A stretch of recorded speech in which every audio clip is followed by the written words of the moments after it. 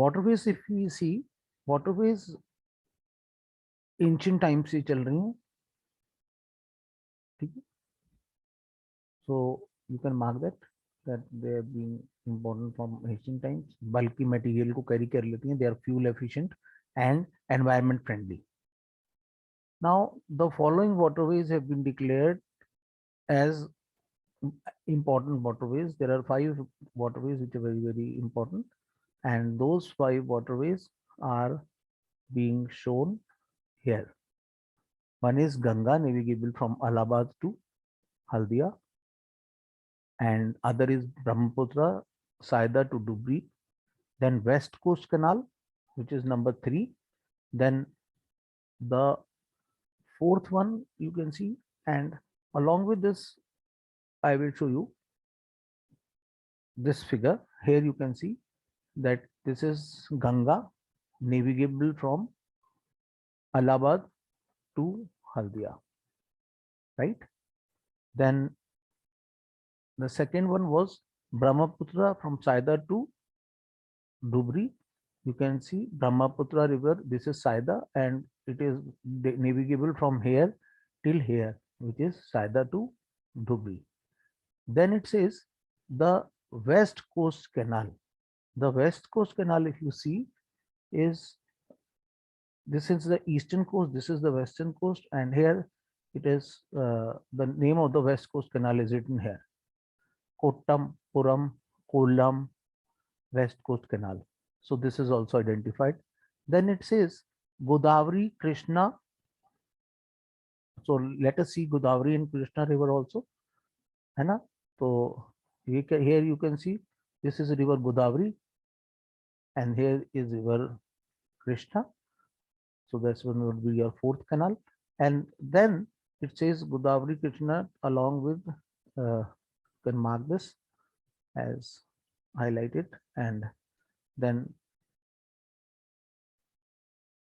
it talks about Mahanadi, and further it says Brahmi river to the East Coast Canal and the East Coast Canal.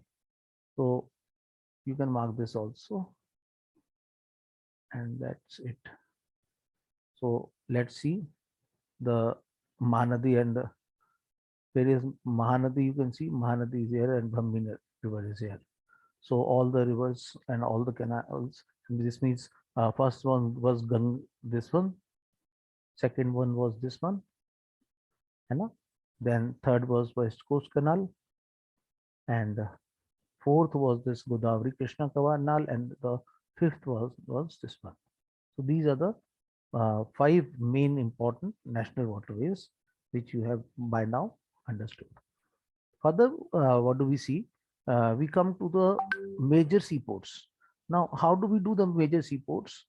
I will take you to another place to do this, the major seaports.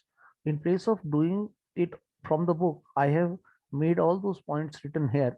So what you have to do, you have to keep looking at this particular map and try to understand it here. And you can take screenshots of this particular page because it is very important. The most important one is the Kandla port, and if you see, it is the first port developed after independence. And when was it developed? In wake of loss of Karachi port. So this character you should know. Kandla port was the first port developed after independence because Karachi had gone to Pakistan. Karachi somewhere this side, and then comes the second important port. We are going like this, right? So Mumbai is the biggest port with spacious, natural and well-sheltered harbor. Why was Kandla port developed? Because a lot of pressure came on Mumbai, and to reduce that pressure of all the goods which are handled by Karachi port, this Kandla port was made. So we have understood Karachi as well as, Kandla as well as Mumbai. Then we come to Marmagao. Marmagao, if you see, is an iron ore exporting port, and it accounts for 50% of our iron ore. So this means Marmagao in Goa is very, very important, and it has got 50% of the total iron ore exports of the country. Then we come to the New Mangalore port. If you look at the explanation given in the book, this is exactly the explanation given in the book. The first thing that they talk about any port is the particular state in which it is. So it says New Mangalore port, then it says Karnataka because it is in Karnataka, and this is also for iron ore concentrates from Kudremukh, right? So we can see that this is also a very important thing we have understood by now. Then we come to the next port, which is Kochi. Now, if you see, Kochi is in the extreme south on this particular side, on the western side. If you see, the extreme southern port is Kochi port, and uh, it is located at the entrance of a lagoon, and there is a lagoon is a natural feature where water has provided a place where the ships can easily uh, dock in, and port facilities are created. That is how it is. Now we move on to the extreme southeastern side, and here the most important port is in Tamil Nadu. It is extreme southeastern port. Uh, it is called as uh, Tuticorin port. Then comes in the same area another port which is Chennai. Chennai is the oldest artificial port of the country.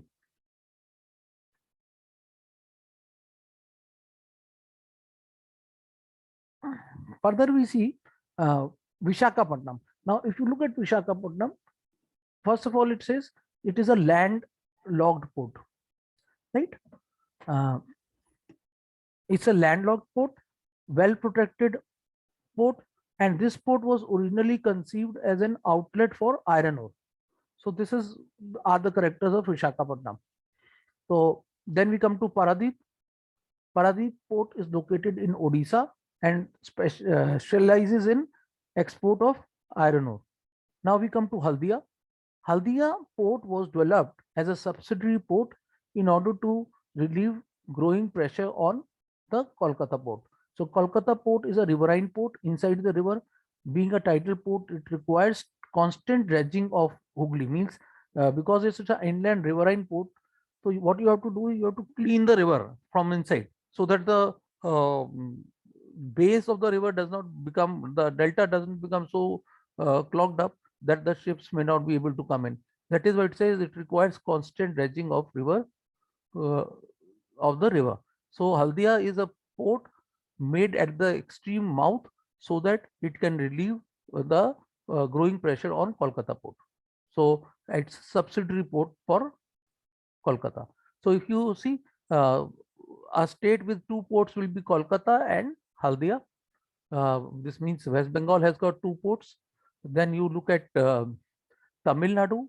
Again, it's a state with two ports, two major ports, right? There may be minor ports, but here you can see two ports. Even in Mumbai, there is Jawaharlal Nehru port, which is one is Mumbai port and one is Jawaharlal Nehru port. So in most of the states you have one, but in say Maharashtra and Tamil Nadu and your West Bengal, you've got more than one port. Now, if you move further, go back to the book. By this, you have covered all these ports and their characters. You can see here all the characters of the ports I have taken from here. For Mumbai, it says it's a well-sheltered harbor, and all other characters have already been taken in account till this particular point, and even the constant dredging of Ganga has also been explained to you. Now we come to the next point, which is airways. Now, what are the characters of airways? Airways, if you see, is the uh, fastest, most comfortable and prestigious mode of transport. And what it can do, it can cover long distances, it can fly over the deserts, etc. Then it talks about another question can come on Pawan Hans helicopter services. This is supplying ONGC a lot of helicopters, etc., because ONGC requires helicopters to go to the Mumbai High, because Mumbai High is a platform which is away from the land, and so for offshore operations it is helpful. And even in hilly areas like Jammu Kashmir, Himachal Pradesh, where tourists want to visit some religious sites also, Pavanans helicopters have been very important. So with this we come to communication. See, one is transport, one is communication. Communication is speaking, is also a part of communication. Now there are two types of communication whenever it comes to communication. Then one thing that you should try to see is that communication can be personal communication, communication can be mass communication, right? And further, I clear this drawing, and then further it says India has got the largest uh, postal network. So in India, that postal network is the largest, and you see there are two types of mails that we have. One is the first class mail. First class mail क्या होते हैं? वो they are the mails in which cards and envelopes are carried from one place to another. The second class mail includes books, parcels, newspapers, periodicals, ठीक है? And surface mails etc. they will be second class mail. Second class mails वो उतनी जल्दी नहीं पहुंचते. That is why they are, if you see, they are traveling by water transport etc, right? And because they are traveling from water transport, on the other hand the first class may be airlifted. It is written both by land and air. So first class mail, because it includes letters and envelopes. On the other hand, second class mail includes periodicals, newspapers, which are not so urgently required.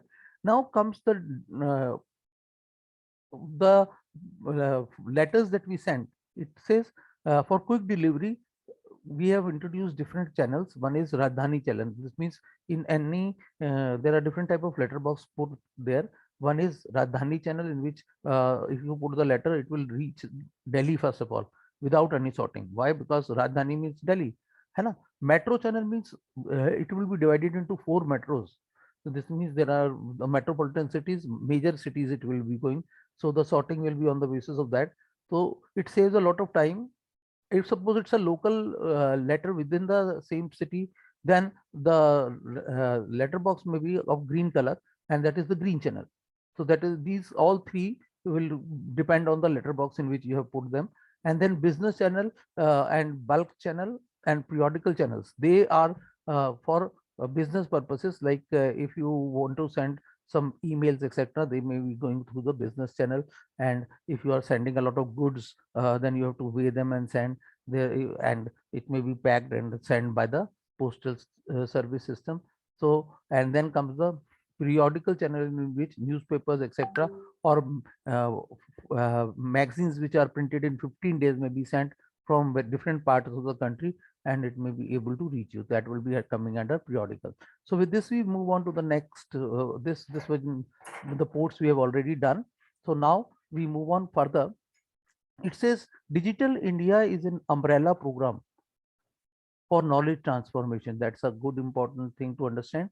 Okay, there is something called Digital India, and in Digital India, it's a umbrella program, means it includes more than one thing. What does it includes? IT talent, IT technology, and India tomorrow.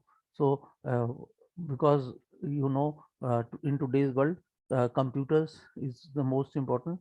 So, the focus of the Digital India program is to use the Indian talent and the IT technology to increase India's importance in every affair.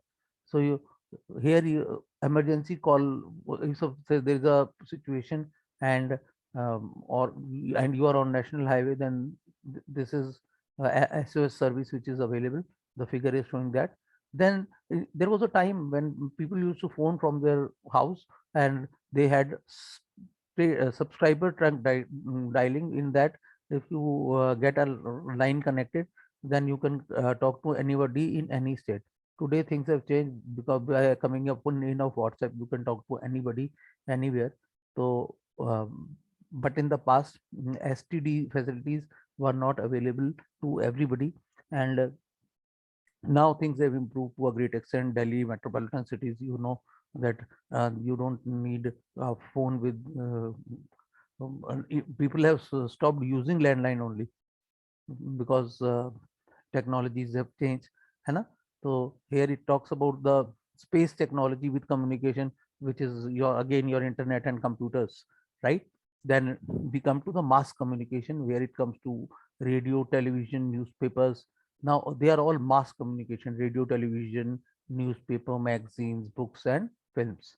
The national, regional, and local languages are also very important.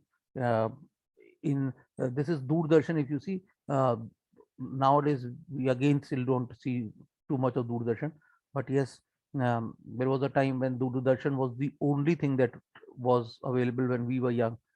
For with you, nobody is watching the TV. It is YouTube and Facebook and Instagram that has made the whole world different from what it was. So the books need to be updated again, right? So we come to the largest terrestrial network is Doordarshan.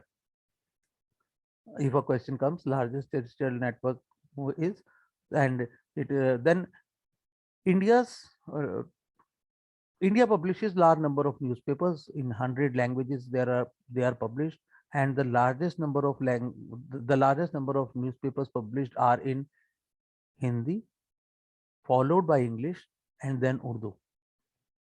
So this thing you should know. All the important words are already marked. The Central Board of Film Certification is certifies the types of films we have, and they write whether it is for adult people, whether it is universal, or what is the nature of the film, who can watch it. That thing is specified by that this authority, the Central Board of Film Certification. Now we come to international trade. International trade, if you see, is the exchange of goods taking place between two countries, and this is called as international trade. And if you see, trade can take place at state level, it can take place at country level, and so trade is something which is uh, very important. It says international trade is considered as is very important, and it is considered as the barometer of country success. If a country is having a lot of international trade, this means it is going to uh, succeed, right? As resources are space bound, no country can survive without international trade. Now, balance of trade is different between export and import. So if you see, in terms of balance of trade, there can be two conditions. If you are selling more and buying less, then it is favorable for you, right? So it will be favorable balance of trade. If you are buying things of more money and selling things of less money, this means you are becoming poorer and poorer. So it will become unfavorable. And the fact is, for us, it is unfavorable at the moment for years together. And India has trade relationship with major trading blocks. And what do we find? That there are different commodities like gems, jewelry, chemicals, and agricultural products which are being exported. In terms of import, what are we importing? Petroleum, because we do not have petroleum, so we have to import petroleum, you know. And further, what do? We bring gems, and then uh, we process it, and we sell it to the other people. After processing it and converting it into jewelry, maybe selling it to other countries. So in terms of software, we have become a software giant. Now comes the next important word, that is tourism estate. Today, if you look at tourism, India has increased a lot in terms of tourism. And what do we find? That national integration has taken place because of tourism.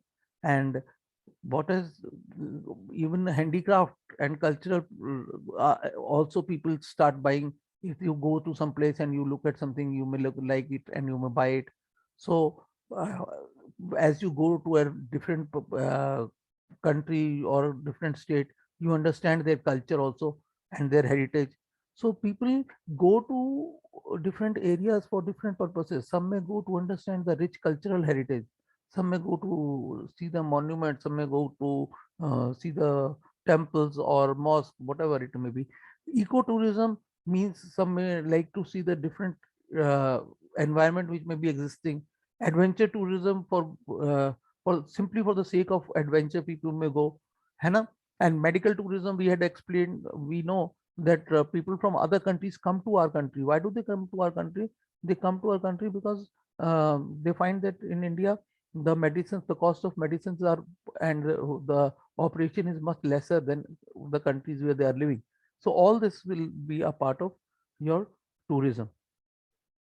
So with this, we conclude uh, the uh, that the chapter is understood, and uh, let's stop this video here.